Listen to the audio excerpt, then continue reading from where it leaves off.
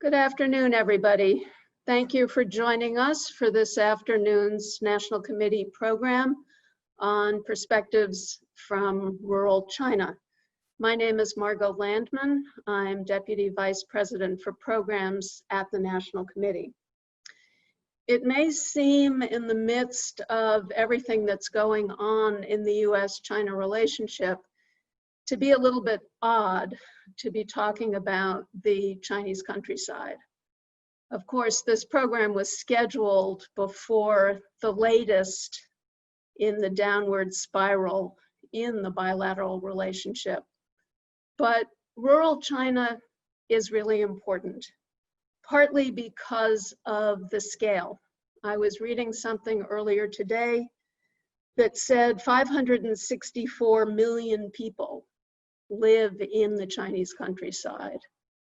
That in itself is something to which we should be paying attention. In addition, a lot is going on in the countryside that we Americans tend not to think about very much.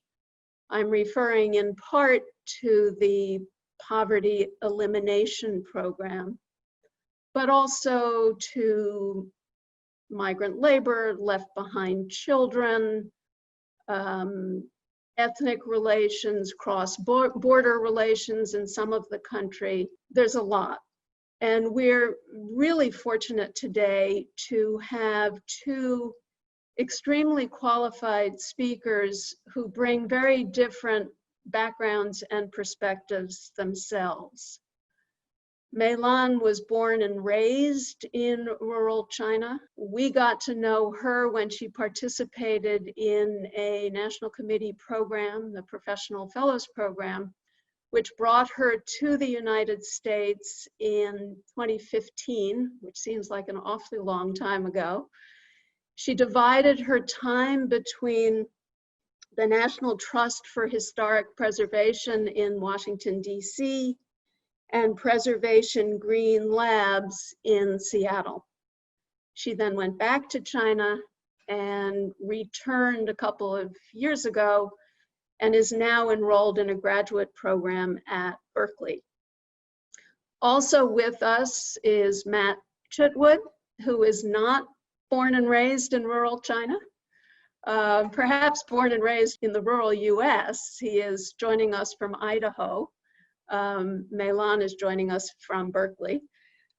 But he spent 2 years in a small village in southern Yunnan as a fellow with the Institute of Current World Affairs and got back to the US in late 2019. So each of them will speak for 7 to 10 minutes. And then we will open for Q&A. If you would like to ask a question, please use the Q&A icon at the bottom of your screen, and we will get to as many questions as we possibly can. So with that, I will turn it over to Mei Lan. Sure. Thank you, Margot, for the kind introduction. Hi, everyone. It's such a great pleasure for me to be part of this conversation. I have prepared a presentation slides, which Erica would share her screen. Thank you. So as a person growing up in a remote part of the Guizhou province, I have witnessed the transformation since I was a child. Like many people from humble backgrounds, I believed from an early age that the route to a better life would lay through excelling at school or migrating to some big cities to earn a living there. And today I'd like to share some stories from my family to see how their rural life got transformed. Next, please. Thank you. So where I'm from, I grew up in a very picturesque village in Guizhou province. So the first picture on the slide is my home village where I was born and spent most of my childhood there. So Guizhou province is located in the southwestern China, and it is one of the least developed region in China. It has over 40 ethnic minority groups, and Guizhou also has one of the highest rate of illiteracy in China, especially among many minority people. And it is also one of the major sources of migrant laborers. And in recent years, it has become one of the fastest growing economies, thanks to investment in infrastructures, information technology, industry development, and also ecotourism, ethnic culture tourism development, etc. So in the last 3 decades, there are about 280 million Chinese people have left their village for the booming cities in search of a work, making up the greatest wave of migration from in human history, as well as leading to a great transformation of rural life. So the story that I'm going to present in this slide will highlight the spectrum of such transformation. Next slide, please. So this woman in orange coat is my aunt. And during her era, she did not learn how to read, how to write. She literally didn't go to school even for 1 day. So about 20 years ago, she and her husband decided to sell their land and house in the rural village and leave for the cities in search of work with their 3 children. But due to her illiteracy, she could only find manual labor jobs at some construction sites and many other low-end jobs. None of her 3 children finished high school since they couldn't attend schools outside of the region, and they ended up picking up the same jobs as their parents when they grew up. And right now she's in her mid-60s and she has no social safety net to rely upon. What she worries about the most is falling ill or having to shoulder unexpected costs. She told me she's saving money for her adult sons to help them to look for a wife and pay for the wedding, etc. So this is a story about my aunt. Next slide, please. So these 2 little cute boys are my cousin's kids.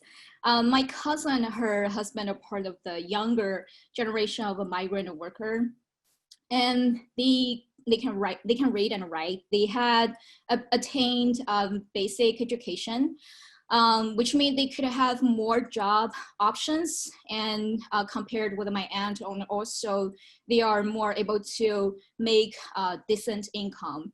While they have become much more financially, better off, the high cost of living in city, unstable employment, so far from home, and the restraints on China's household registration system forced them to leave their children with their illiterate grandparents. And their reunion only happens once a year during Spring Festival. And after a month stay with their children, they have to pack up secretly and leave the village in the early morning, when their children are still asleep. Despite the hardships and compromises, their children have a brighter future compared with the children of my aunt, since they can still attend school and are actively supported by their parents to do so. So my cousin told me when I was visiting her last year that her biggest hope is that her kids could go to village, earn a master's degree, and they don't have to leave their children, like they do to them. So this is a story about my cousin. Next slide, please. And their personal story would represent 2 different pathways, and it may bring about also, different consequences. My aunt, due to lack of basic education, she does not have many choices of jobs, and therefore she cannot invest too much money, energy on her children's education, and consequently her children are less likely to have a promising future and are under great pressure in supporting their parents due to inadequate social safety net. which means it is more likely for them that the poverty issue will last longer, maybe passing from one generation to the next. Next slide, please.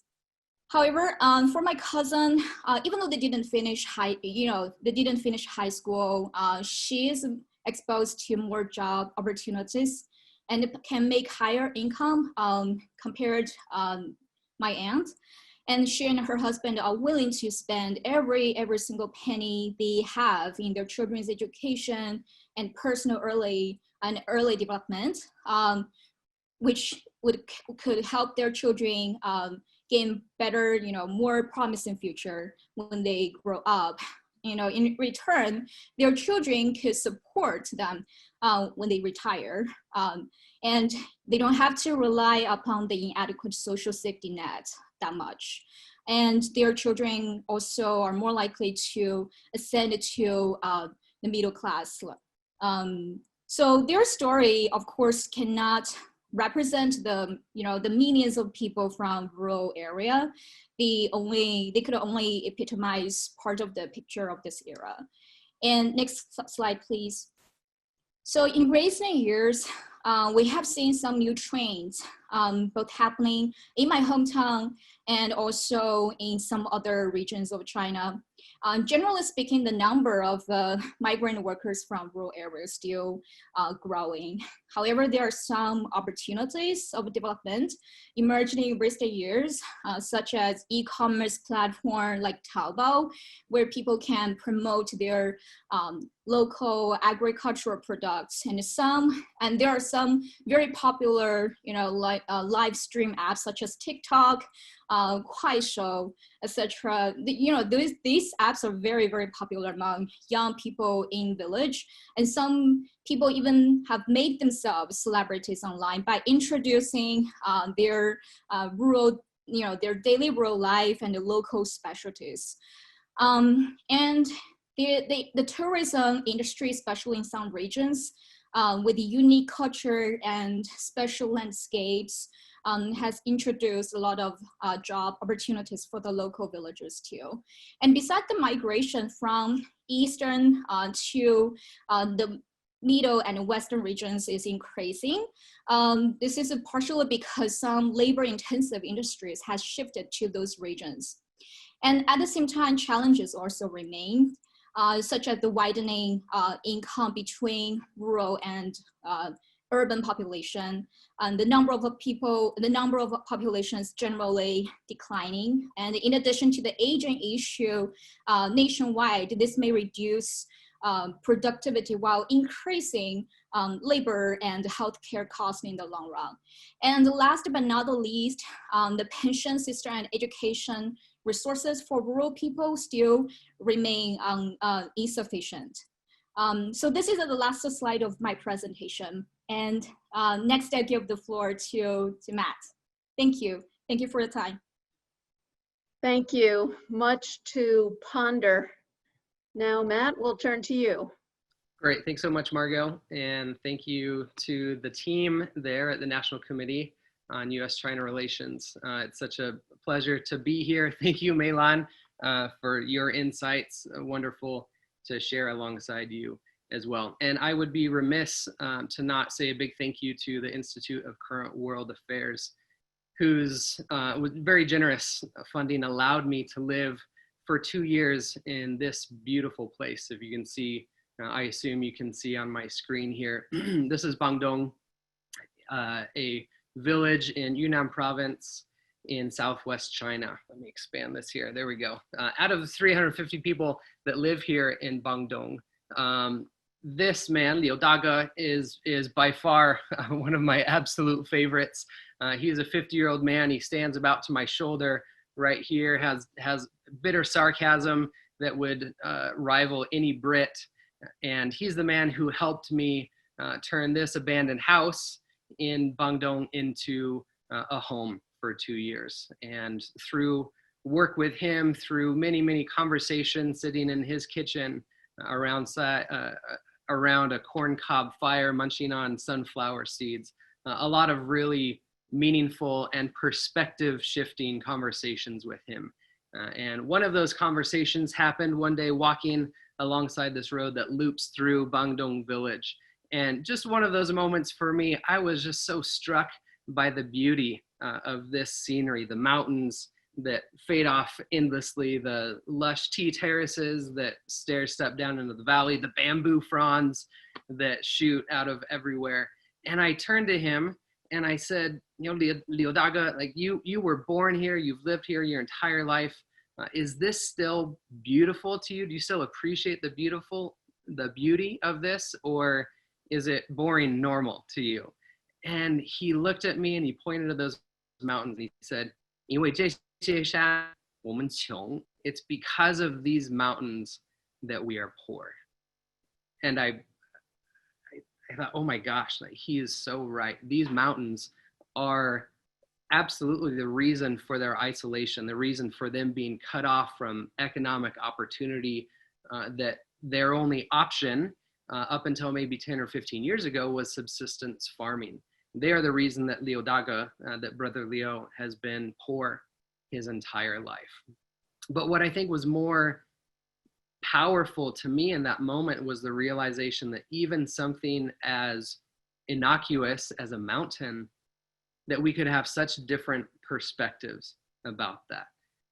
Not even to begin to think about other issues such as China's role in the global order, or US-China trade relations, or the Communist Party, issues like that. And so I learned very early on to approach every conversation, have as many conversations as I could, to approach every conversation with an open mind, and be quick to listen, because I wasn't there in Bangdong to convince anyone of anything, but I was there to listen to my neighbors and learn from the people in Bangdong. One of the things that I learned was from this man, Liu Guojun. He's the man on the right in the blue hat. And one day I went with him and his brother-in-law with their cattle down to the river below to water and to graze. And as we were walking, he looked around and then he was telling me some of his stories. And then all of a sudden he dropped his pants to his knees. And I was startled, and he had this scar that basically ran the length of his buttocks. And he began to tell me about a degenerative hip condition that he had, that he'd have had to spend his entire life savings to have a surgery on that. Obviously, that was the scar. But not only that, that surgery was not successful. So he had to spend a second life savings on a second surgery that he borrowed from family and friends in the community.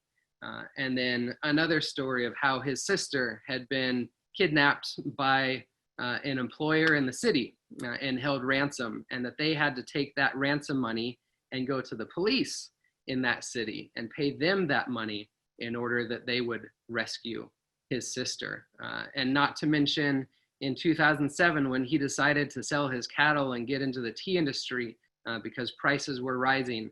And then in 2008, the bubble popped and prices fell, and he lost a third or a fourth life savings.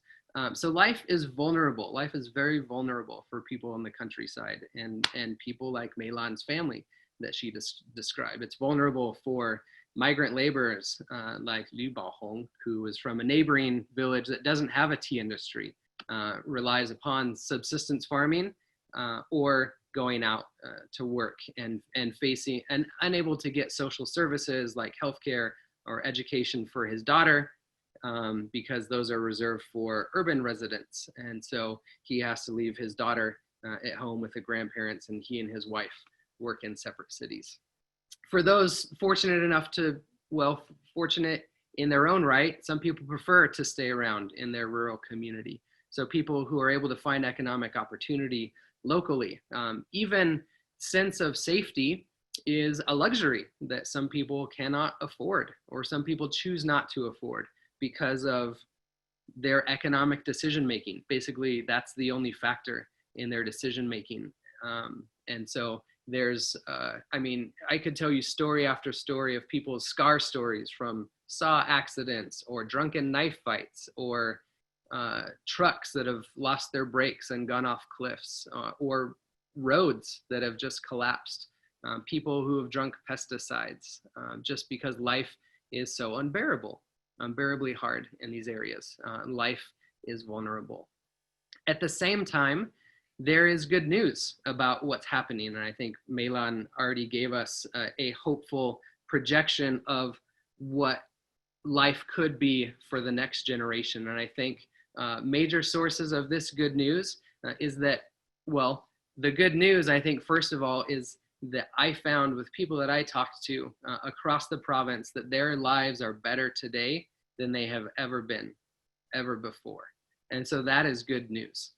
For the 800 million people who have been lifted out of poverty and incrementally in the last 40 years, since new economic policies have kicked in, that is good news. Two major drivers of this, infrastructure development and improved social services, along with the poverty elimination campaign. So you can see here, new highways going in, the infrastructure development, new high-speed rails going in, punching through these mountains that no longer are these places inaccessible to people. That, you know, these mountains that have kept people poor for so long, for the first time, they're having access to economic opportunity outside.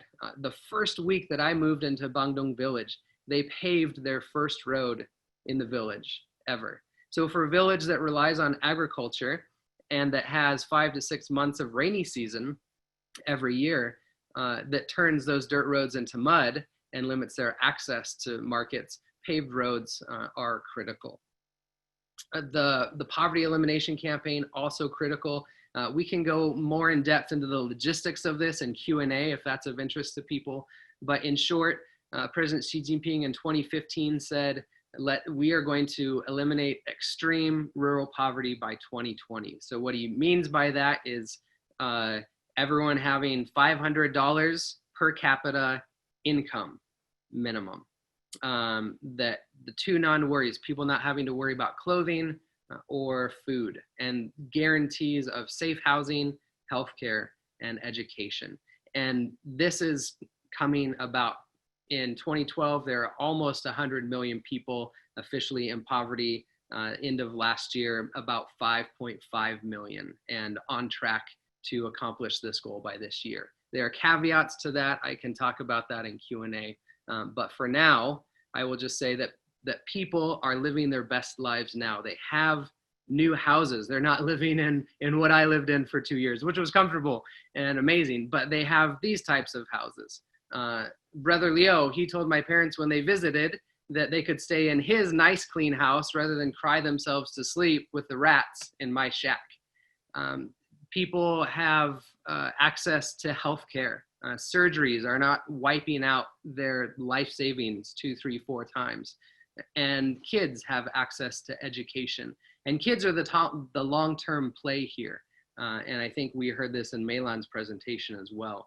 Education is what is shifting the future for generations to come, and the long play to fight poverty and improve life in rural China. And this is important to policy as well, and this is very important that we understand that those rural residents attribute their improved lives to the Communist Party and to President Xi Jinping, who is quite literally the poster boy of the Communist Party and this poverty elimination work that's happening. It was his goal, and because of his leadership, really, and the political, financial capital to push this forward, these people, my neighbors in Bangdong, have much better lives. I read recently in an academic journal here in the US that said that basically party resilience, why the Communist Party was able to stay in power for so long, was because of party control of media and education. And I think for us who are working in policy and academia, foreigners and Chinese both working to understand China and the policies coming out of Beijing, or working to understand US-China relations, I think it's important to understand that that narrative is far too simplistic. That support for Communist Party is not this thin veneer based on propaganda and brainwashing, but it's based on people's lives being remarkably better than they were 40, 30, 20, 10 years ago. And that's why there is very strong support for the Communist Party in rural China. I was delighted this week to find a study that out of Harvard's Ash Center up there, and they've done surveys over the last, since 2003, they've done 8 waves of surveys across China, 31,000 people in urban and rural areas. And they said this, that based on the final wave of survey in 2016, that the government is more popular now in 2016 than at any point during the previous 2 decades.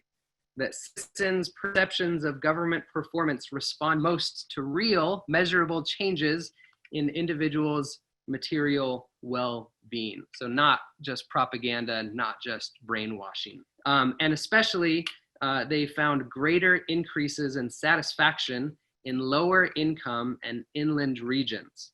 So places exactly like Guangdong. So I was thrilled because 31,000 interviews are corroborating my 2 years of anecdotes. 350 people in Guangdong, an admittedly small sample size.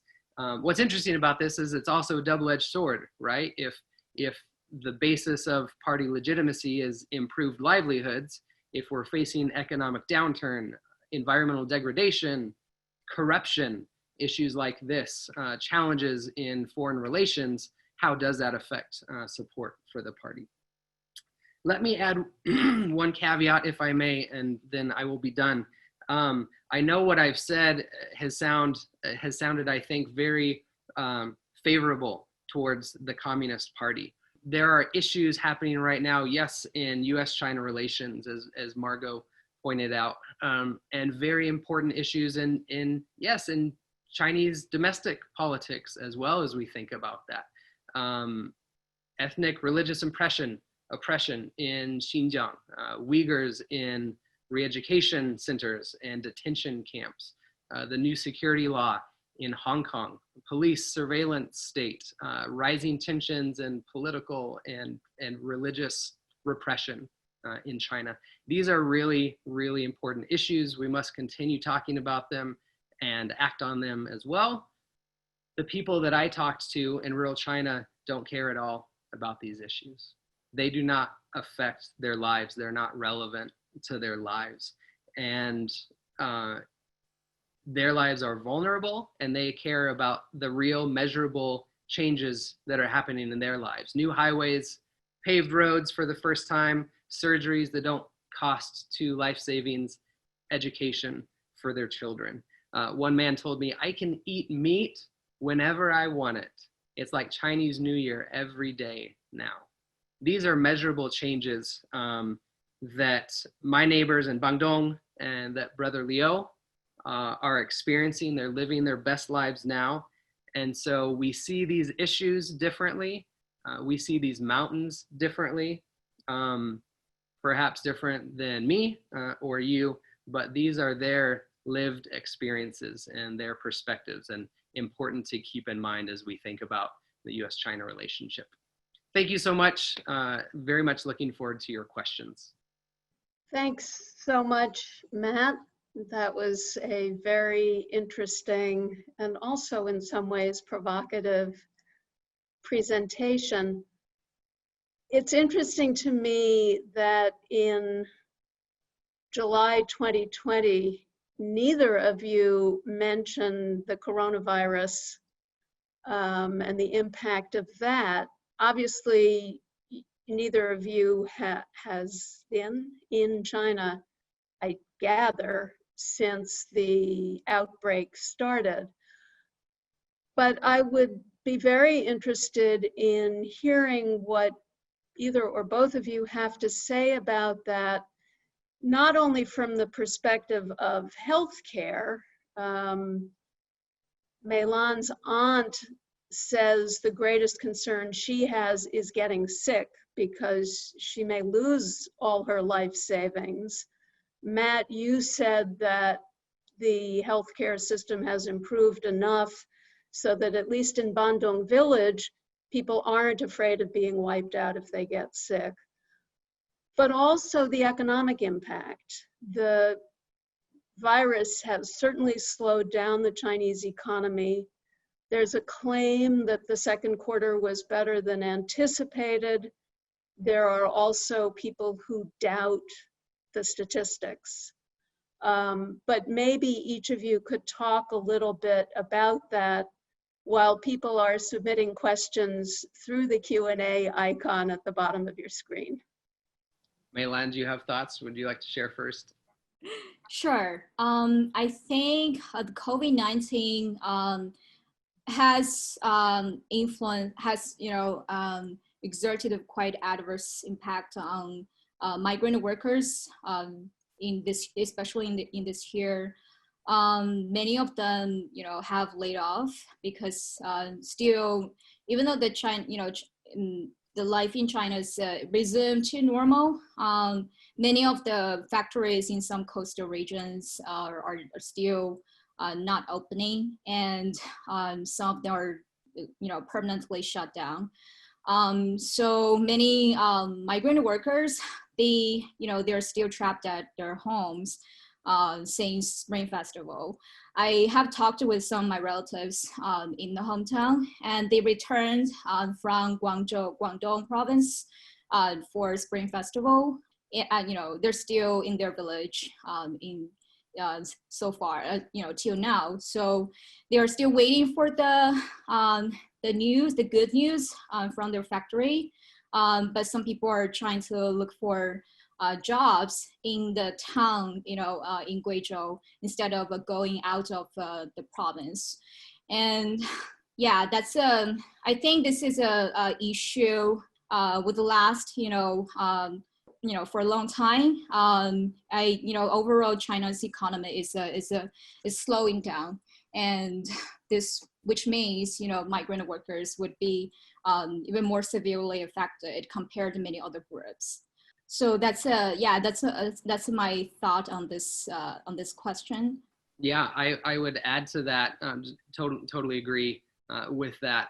Stanford did a study that estimated 54% of rural workers were still unemployed as a result of this. Like Mei Lan said, factories not opening up again.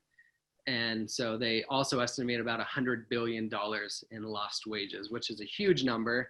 But if you look at it, the granular, for these people who have gone out to work, like Bao Hong and like Mei Lan's family, that's their source of income. So for them to not be employed, to not have that income, to not have unemployment insurance, to not have a safety net, for that, what's their alternative? Subsistence farming. You can't just jump back into subsistence farming.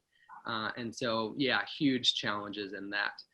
At a granular level, I left Bandung right before COVID broke out there in China, but I've been in touch with them in the village since. And so what I heard there, basically one case arrived in Lintong, where Bandung is the larger prefecture where Bandung is located, and saw videos on WeChat of people in Bandung village running around the village, spraying, using their pesticide sprayers to disinfect everything in the village, cutting down bamboo to place blockades on the roads to not let people through, to control traffic. One person from the village was allowed to go into the nearby township to get medicine or food supplies each day to supply for the village.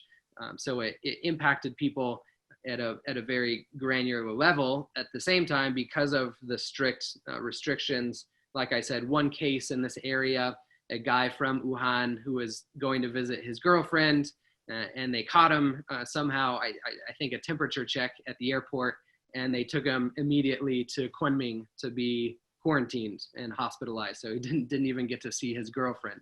Very unsuccessful trip for him. So anyhow, that's one other thing to add.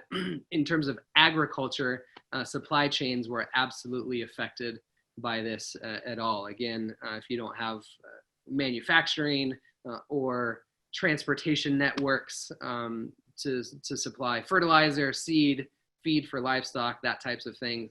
There's no access and increased costs, and we're probably not even seeing the effects of these yet because we haven't seen the effects of the growing season or what was not produced in the growing season.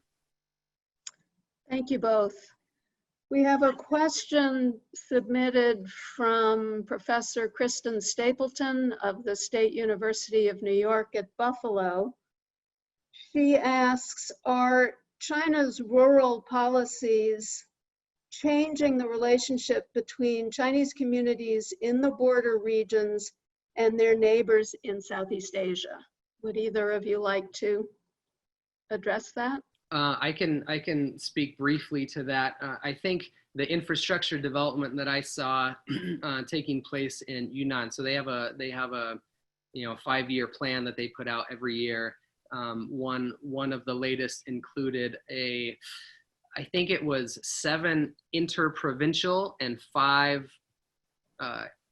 basically outgoing highways that they were trying to connect Yunnan so that it wouldn't just be a hinterland of China, but that it would be a bridge, an access point of China to Southeast Asia to improve trade.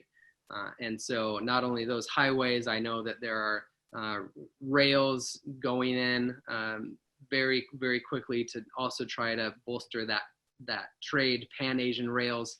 I know Professor Lampton and Selena Ho have just come out with a book analyzing that Pan-Asia Railway specifically. So that interconnectivity, I think, is hoping to bolster trade, relations, economic opportunity for both sides, right? As they're increasingly interconnected, obviously there's also opportunity for increased conflict, tensions. One of the most common that I hear about is over water issues.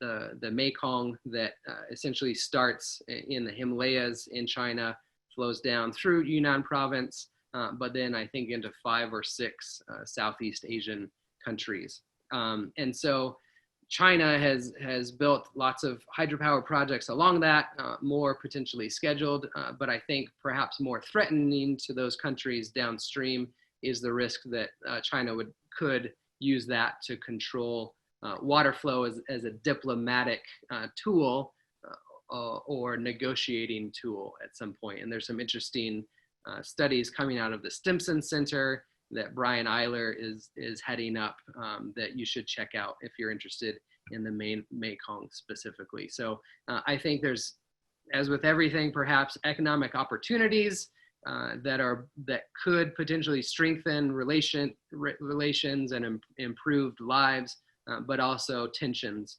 that rise with that. Maelon, did you want to add anything?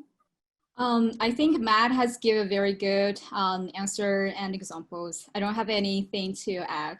Thank you. Okay, great. We've got questions pouring in. I'm already feeling that I need to apologize because we won't get to all of them. But let's go to Tin Gao, who is a professor at the School of Social Work at Columbia. She has a question for Mei Lan. She starts with great presentations. You are very optimistic that your cousin's children will have a better future and be able to pursue a middle-class life. I wonder if this is realistic. Education inequality has been growing in China. While these children are faring better than their parents, they might be lagging further behind their peers in the cities as compared to their parents' generation. What are your thoughts about this? Thank you for the question. It's a great question. So I was optimistic about my cousin's children's future. Well, was basically compared, with my aunt's children.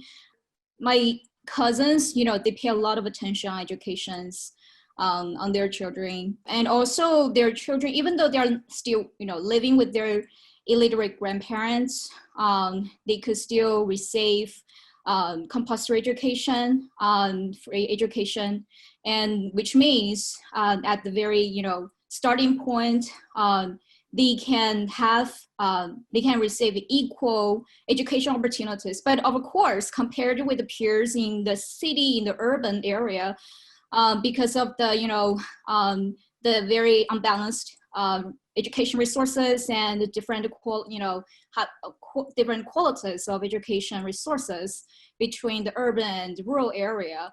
I would say generally, children grew up in the urban area. They are exposed to more opportunities. But for kids in the in less developed areas, compared with their peers living around them, whose parents pay less attention on their education, they could still have the chance to ascend to a better life. There are some examples that happening in my family. Some of my cousin, their children have grown up and they went to very good universities, which means they could pursue a much better, much promising future compared to many of their peers living in the village. As Matt has pointed out in his presentation, education for many people in the rural area is the only way. Well, it's not the only way, but it's one of the most important way for them to proceed to a better life and ascend to the middle class. Great, thank you. Thank We you. have questions for both of you from Joe Batat, formerly with the World Bank. Formerly, he's retired from the World Bank. First question is, what would make the people in the countryside support the CPC less, perhaps building on what Secretary Pompeo said this afternoon? That's my interjection, not his.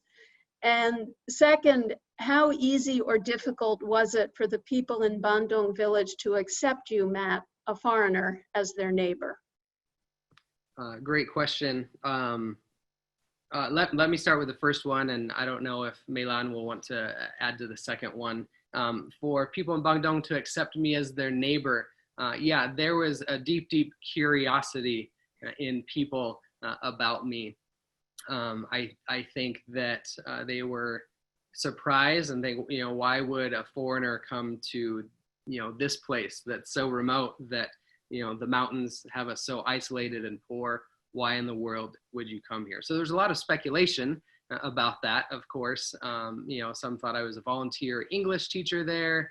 Others thought that I was a reporter for the Times. For Time magazine. Somehow that got misreported and a rumor running around things. Some people were convinced that I was a spy as well. So lots of conjecture as to why I was there, what I was doing there. But I think in general, man, I would walk around the village and without fail, people would say, come, sit, have some tea, come, have a meal with us, constantly inviting me into their homes, into their personal spaces, and conversation after conversation that, them sharing with me, them being very willing to be open and have meaningful conversation. Me getting to share about my life and my perspectives, of course, as well. So I found there to be great acceptance, very much willingness to be friends, and at the end of the day, a certain pragmatism to it. Even so, the 2 years that I was there, that's when tensions between the U.S. and China have been just growing the entire time, and people would say, very pragmatically, that's between our governments. That has nothing to do with us people. And so even though, again, we saw the mountains differently, perhaps, I think people were very eager to have that be a distant thing that didn't affect our personal relationships that I valued greatly. As to your first question, what would make people in rural areas support the CPC less? I think, like this Harvard report pointed out, the greatest contributing factor to support the CP, the Communist Party in China, is improved livelihoods. And so what would make them support that less? If they stopped feeling the benefits of that to their lives, and if they stopped having hope that that would continue to improve. Because they're not arrived yet. Yes, their lives are better now, but they're still very much hoping for an improved future. Like this is not enough. So if that stops, that could challenge that legitimacy of party rule. What does economic downturn look like, and how does that affect people in the countryside?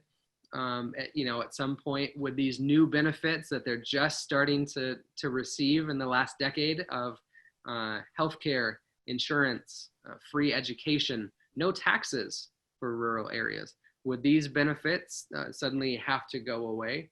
And what would that do to party support? I think those are good questions. Mei Lan, anything to add? Yeah, sure. For the first question, I agree with Matt. So I'm from the rural background, so I understand why people, they are supporting the CPC, because for many of them have their life has changed because of some of the preferential policies, and also job opportunities for them, and increase the income. That's made them supporting the government. So what can make them less support? If they don't have anything in that, I don't think they would support any government. And for the second question, yeah, I think Matt, it's a very interesting story, So in our hometown, in this, the town that I'm from is a very small one, and we literally did not have any foreigners visiting our place.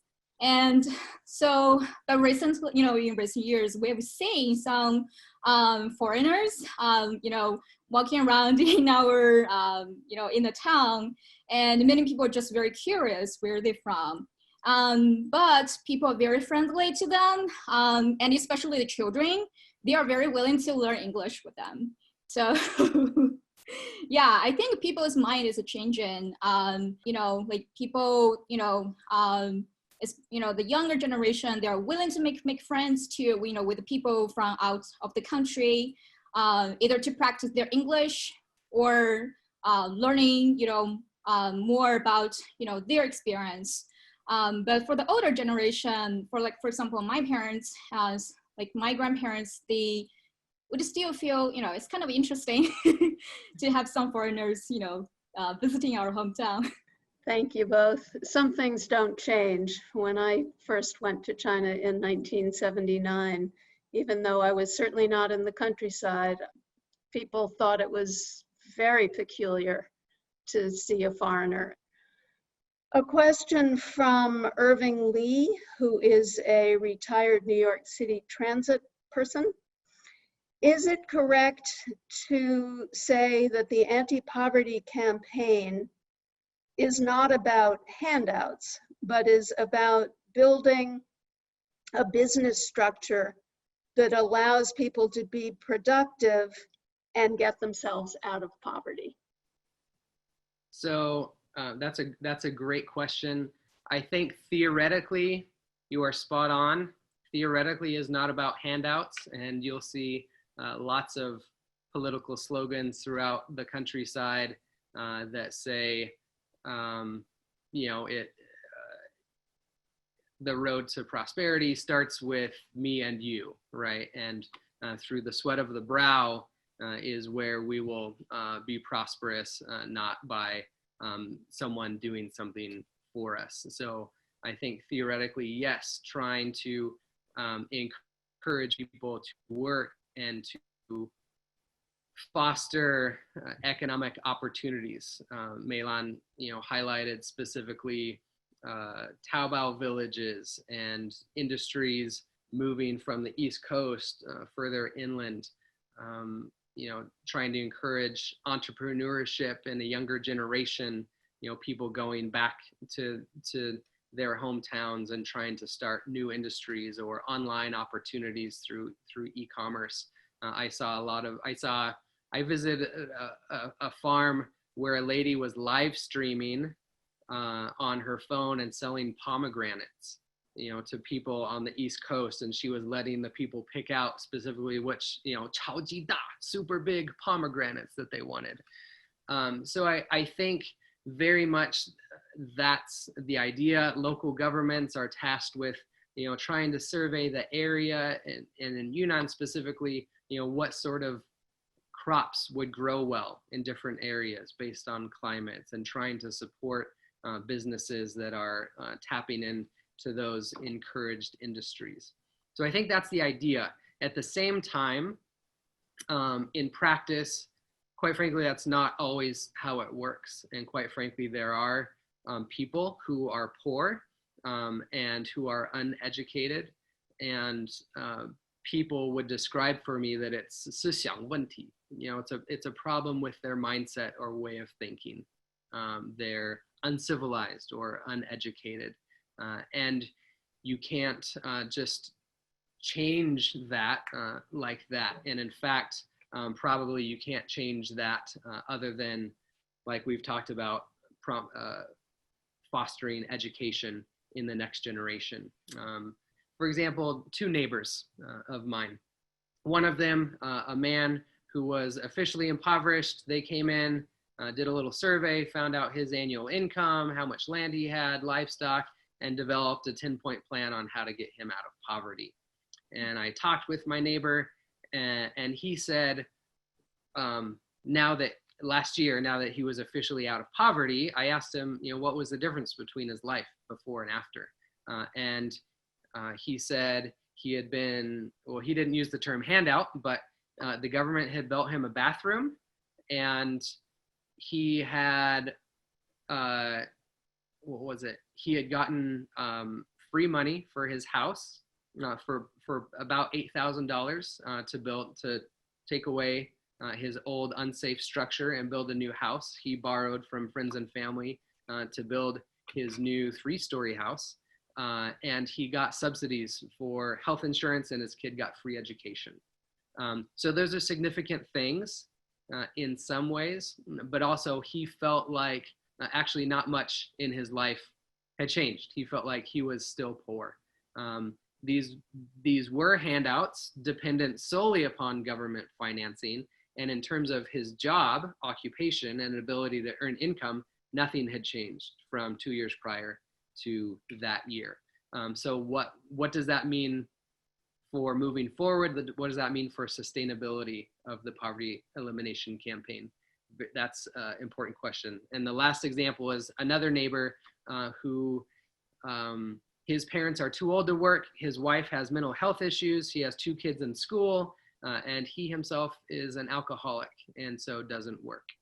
And so again, the government gave people in our village, friends of mine, money to go fix up his house, teach him how to clean his house. But there's nothing in terms of job opportunity. Nothing is going to change the status of this man's life or lift them out of poverty other than handouts, maintaining them at that very low bar until his kids hopefully get a good enough education that they're able to find jobs to support their parents in the long term. Maelon? Sure. So for this question, yeah, this is also a very great question. Like Matthew said, you cannot, the government is trying to help people who are living, impoverished condition by giving them money or, providing their some free resources. However, like this question has pointed out, it's not the anti-poverty program cannot be only about giving handouts, but more importantly, teaching people how to build, business, like encouraging, a local industry in some, place in some rural areas. For example, the tea industry that is one of the specialty in my hometown. And in recent years, the government has some provincial preferential policies for the local people to grow tea and start up like tea industry, tea company, etc. For the younger generation, I still think that, education is a core. So the government is, one of the policies under this program is all the children, under, I've got the exact name, the age, maybe like 12, under 12 years old, they have to go to, they have to accomplish their compulsory education, and this education is free for them. And there's, in some rural area, children may drop out because parents do not support, or they do not want to go back to school. But the government officials would go to door, to talk to them, to encourage their students, encourage their children go back to school. So I think, this in some ways, the teaching is trying to help this younger generation to gain basic education and help them to learn skills, and which would help them, elevate themselves from poverty in the long run. Thank you. We have a question, and I apologize in advance if I'm mispronouncing the last name, from Teresa Tour. I should learn how to say it. She is with Oxfam, and her question, I think, Mei Lan, is for you. What role can Chinese NGOs play in addressing rural poverty as demographics/population sizes of villages continue to shift while balancing a delicate relationship with the government? Again, this is a great question too. I have worked in some NGOs before I came back to before I moved to the States. However, none of the the NGO that I have worked with have touched any issues on the rural poverty topic. I could share some of my personal thoughts on this question. Still, in the there's a lot of problems in the rural area that cannot only addressed by the government. So we need NGO to step in. One of the major issue that I think is quite important is the left behind children issue. In some of the rural areas, like I think those left behind children, they spend most of the time living with their grandparents or their relatives. They do not really have close connection with their parents, which is not very good for their mental health development, especially when they when they in their puberty, adolescent period, they would become more rebellious. And I have seen many cases that children, they drop out by themselves, before they finish their high school or even middle school. And the parents and their grandparents could not really do anything about it. In this case, I think, nonprofits, organizations who have the experts, who know how to communicate with those, with the children, should step in. Because I think this is one of the issues that the government cannot really address by themselves. And yeah, there's also many other issues, like many migrant workers, their rights cannot be fully guaranteed because, for example, some of the migrant workers, they never went to school. For example, my aunt, so she did not really sign a contract with her employer, which means she could not receive any basic social benefits. And if there's any accident happens on her, she cannot, it's quite hard for her to get compensation and refund. And in this case, I think Well, in addition to the effort from the government to, strengthen the pension system and also the protection of the migrant worker, I think the NGO, the civil society could also help them, for example, educating them how to protect their rights and providing them sources where they could go to, where they could look for help if such things ever happens on them. Matt, would you like to add anything? Yeah, if I can just add a quick word. So I attended a conference in Southern Yunnan. It was for NGOs, and it was talking about tourism as poverty alleviation. And so NGOs that were there included foreign ones like World Vision, had some representatives there, and then domestic ones. China Foundation for Poverty Alleviation was there, and lots of others, small ones as well. I say that because those are organizations that was kind of puzzling to me at first. Why are they doing tourism in poverty as poverty elimination? That's odd to me. I didn't know that World Vision was into tourism. And I think what the takeaway for me was what they talked about, and what I'd like to share with you is just that sometimes I think the best strategy for NGOs is to align exactly with what the government is already doing. I agree with Maelon that there are areas that the government can't do everything.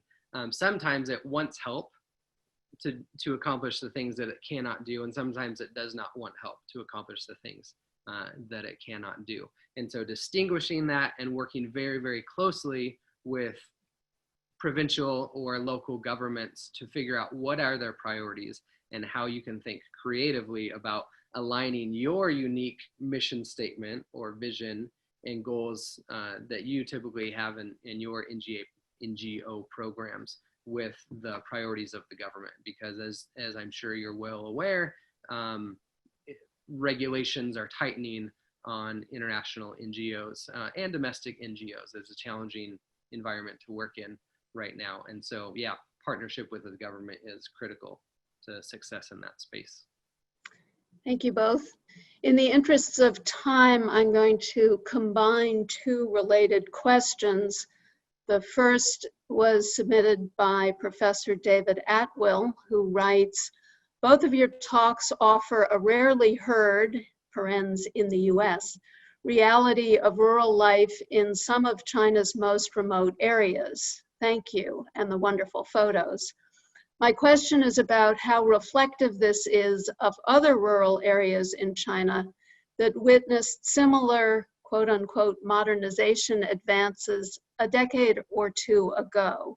Is it similar? Could you predict what the next phase of life might be like in your communities in Yunnan and Guizhou? And the second question is from Tom Grunfeld, a retired professor from the State University of New York, Empire State College.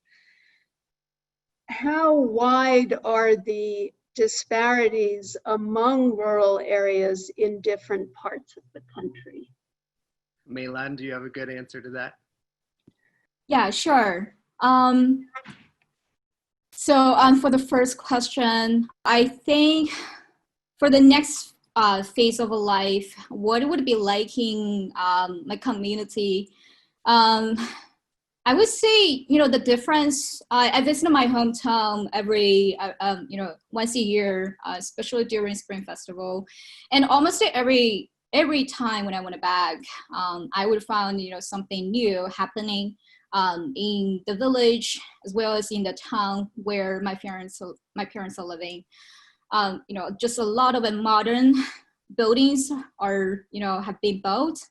And people, the differences between the rural area and the urban area is actually narrowing.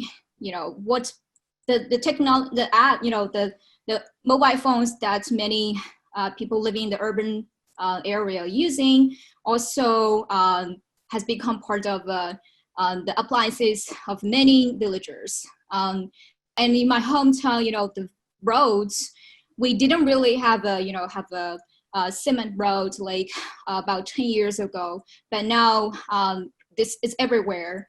And And I feel like in the next phase, I think the rural area, my home, the village community, on one side, I think it's getting more and more empty because more young people are moving out of the village, and older generation, some older generation are also moving with their children. So I think in the next 10 years, my village would become very empty, and large parts of the area would be urbanized. Some of the lands has already taken to build roads and infrastructures. Many of the houses, the traditional ethnic minority houses are torn down, and because not many people are living in it anymore. And that's one of the picture I could envision. I could envision in the next maybe 10 years. And another thing that I could imagine that people's living standards would improve a lot as well, since younger generation are moving to the urban area in search of a work, and they can get better income sources, and also their children can receive better education resources as well. So in the long run, I think the living standard for the younger generation in my community would improve a lot. Sorry, what's the next question? About differences in the countryside in different parts of the country. Yeah, I think the rural area in eastern China is quite different from the southwestern China. Well, generally speaking, southwestern China, the region where I'm from is less developed compared with those regions in the coastal, in the eastern region, and also in some, the northern region. So I think, this is a quite different scenario. For the rural areas in the northern regions, they also have a lot of, issues like the poverty issue in some places is still quite alarming. And I think it's also, for example, Henan province, it's one of the biggest provinces in China, but it is also one of the poorest provinces in China. So the countryside issue, the poverty issue is I assume it's quite different from the region where I'm from. My region is full of a lot of different ethnic minority groups. And the landscape is also quite different. Like the picture showed in Matt's presentation, we have a lot of mountains. The mountains was not a treasure before. It was more like obstacle for people to achieve to gain fortune. So, however, the mindset has changed a lot because the government is encouraging the local ecotourism. So the mountain has become a source of income. It has attracted many people from other parts of China. For the poverty issue in some other regions, some other regions of China, I would say we have to look at them quite differently because they have their own historic issue. They have their own, landscape challenges and also resources. Matt? Yeah, great response, Mei Lan. I would just add, as to how reflective of, say, Bangdong village was of rural China. It's a great question and one I've wrestled with, right? Because how relevant are these conversations and the things that I've learned to China more broadly? That is one reason why I was so encouraged by this Harvard study, because they talked about this support for the party specifically was in low income areas inland, and so not just places like Guizhou or Yunnan, but rural low income places more broadly. For Bandung specifically, it's actually not an ethnic minority village. It's a predominantly Han village, and so there's not a strong sense of ethnic identity there. So that was not intentional, but I think lucky on my part, because I feel like at least in some ways culturally that would transfer more readily to other rural areas around China. As far as next phase in develop for these communities, I think rural areas, elsewhere maybe 10, 20, even 30 years ahead of places that we're talking about in Guizhou and Yunnan. Their challenges of development, obviously, emptying out these villages where it's the grandparents and the kids, but no connection of the middle generation to that community. And so what does it look like for longevity of the life of that village? Does that village die? What happens to that village? What's interesting as well is that some rural villages elsewhere are going to be based more in industry, very small scale industries, Taobao villages. Yunnan, the villages that I visit, were predominantly agriculture based. And so I think the main question is, are they villages that are subsistence farmer agriculture, or are they able to find a cash crop industry that provides economic opportunities for there to be life in that village and for people in that community to, want to go out and get educated, but come back and continue to be part of that community. That was the case in Bandung, where I was, because in the last 10 years, suddenly there's a premium on tea. So like Mei Lan's village, they specialize in tea where I lived. And so people were able to stop going out to work as migrant laborers and stay in Bandung, develop their tea, process it, and have a life there full time. But I mentioned where Bao Hong, the migrant laborer that I had in my slides, he lives in a village 20 kilometers away, not good tea, bad soil, bad climate. And so it sells for 1/10 of the price of Bandung tea. So they're subsistence farmers and they all go out to work. What does the future of that village look like when I talked to a man who chops heads off chickens in a factory in Shandong, and he has done that for 20 years in this village. He would like to come back and build a new house and figure out some sort of business opportunity there. But there's not an economic foundation to build on to open a business there. There's not life in that community. So I think you're going to continue to see villages that die off, empty out, and die off, in villages that there is life there because there's some sort of cash crop or industry that they're able to sustain in that village.